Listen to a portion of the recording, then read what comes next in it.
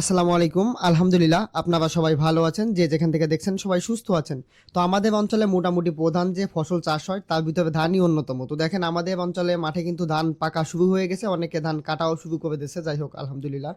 তো আমাদের বড় যে ঘেরটার কথা আপনাদের বলি বা যারা আমার ভিডিও দেখেন তারা হয়তো দেখছেন। তো ওইখানে আমরা মূলত ধান রোপণ করছি। কিন্তু গত বেশ কয়েকদিন ধরে আবহাওয়া মোটামুটি বেশ খারাপ। যার কারণে হচ্ছে আমাদের একটু ক্ষতি হয়ে গেছে। তবে এটা বিশেষ বড় ধরনের কোনো ক্ষতি না।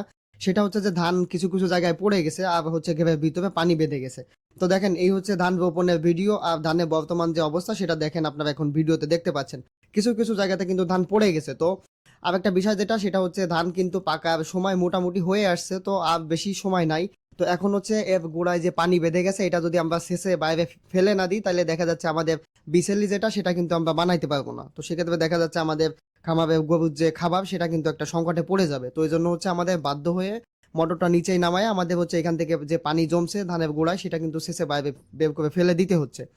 যাই হোক একটু কষ্ট হচ্ছে কারণ দেশে তেল নাই, স্যালো ইঞ্জিনের পরিবর্তে মোটর দিয়ে আর কি তারটা কাদার ভিতরে নামায় আর কি বৈদ্যুতিক সংযোগ নিয়ে কাজ করতেছে। যাই হোক একটু সাবধানতার সাথে করা লাগতেছে। তো দেখেন মোটর সেট করার পর সুন্দর মতো কিন্তু আমরা যাই হোক এখান থেকে পানি যতটা হয়েছে আর কি প্রায় ৩-৪ ঘন্টার মতো লাগছে আমরা এখান থেকে সুন্দর মতো করে আর কি শেষে ফেলে দিচ্ছি।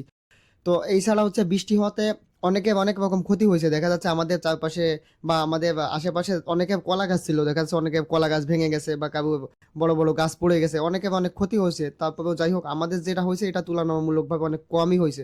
তো একদিকে ক্ষতি হয়েছে অন্যদিকে কিন্তু উপকার হয়েছে। তো দেখেন ঘেরে পাড়ে যে বেগুন গাছগুলো ছিল এগুলো কিন্তু পানি স্বল্পতার কারণে বা পানি না দেওয়ার কারণে বেগুন হচ্ছিল না। তা বৃষ্টির পর থেকেই যাই হোক খেয়াল করতেছি গাছের যে সজীবতা বা সতেজ যে ভাবটা সেটা কিন্তু ফিরে আসছে যাই হোক আলহামদুলিল্লাহ।